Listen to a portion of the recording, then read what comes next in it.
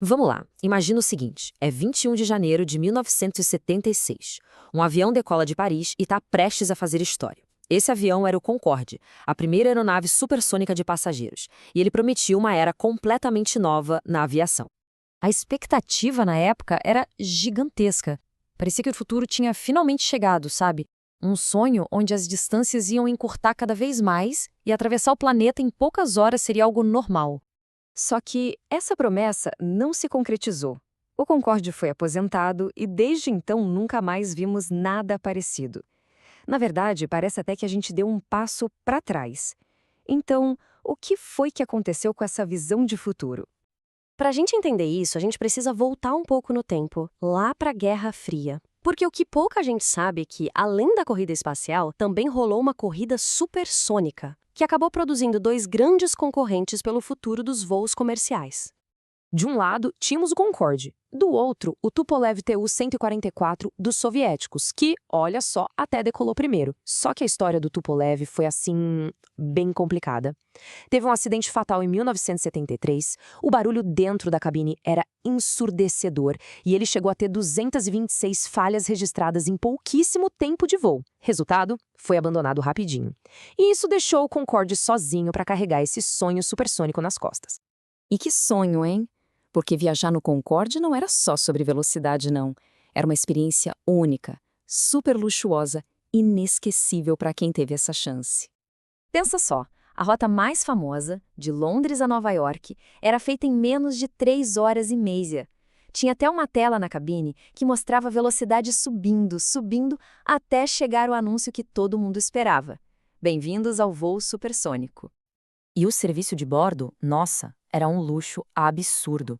Mesmo com as cadeiras sendo um pouco mais apertadas, a experiência era de primeira classe total, com pratos e bebidas que realmente justificavam o status exclusivo da viagem. Agora, essa parte aqui é simplesmente sensacional, o efeito de viajar no tempo. Por causa da diferença de fuso horário de 5 horas, o avião voava mais rápido que a própria rotação da Terra. Então era possível almoçar em Londres ao meio-dia e tomar o café da manhã em Nova York às 10h30 da manhã do mesmo dia. Uma loucura! Tá, mas se era tão incrível assim, por que essa maravilha da tecnologia não virou padrão? O que deu errado? Bom, foram vários fatores que levaram ao fim do Concorde. O primeiro grande obstáculo foi o próprio som. O tal do estrondo sônico era basicamente um barulho de explosão, tão alto e perturbador que os voos supersônicos acabaram sendo proibidos sobre áreas povoadas. E isso limitou demais as rotas que o Concorde podia fazer. Mas o golpe de misericórdia mesmo foi financeiro. Voar no Concorde era astronomicamente caro. E isso por 3 motivos principais. Uma única passagem, custava mais de US$ 10.000. Naquela época, isso é muito, mas muito mais caro que a primeira classe de um voo normal. Então era bem difícil lotar o avião, porque pouquíssima gente podia pagar. E para piorar, o consumo de combustível era uma coisa de louco. 25 mil litros por hora. Aí quando veio a crise do petróleo nos anos 70 e o preço do barril triplicou, a operação do Concorde virou sinônimo de queimar dinheiro. E então, vieram os golpes finais. Em 2000 aconteceu aquele trágico acidente em Paris.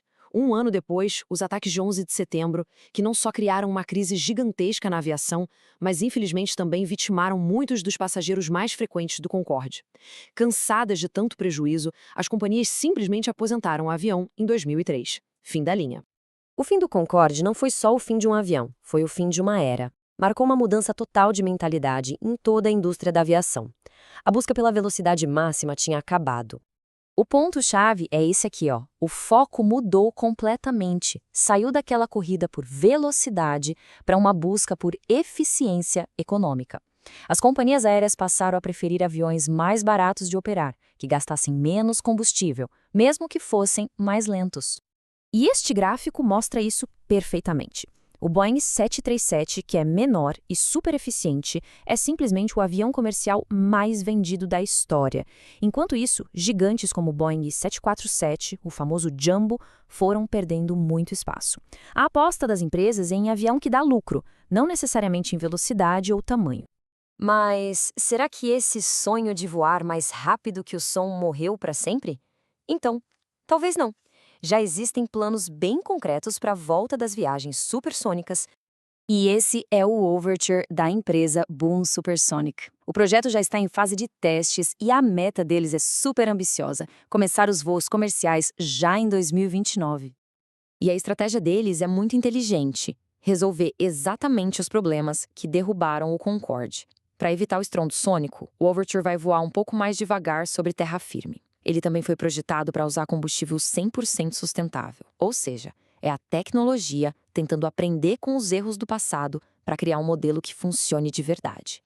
E olha, parece que a indústria está mesmo comprando a ideia.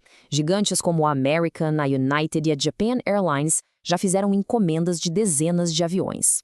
Isso mostra que a aposta nesta nova tentativa supersônica é bem séria.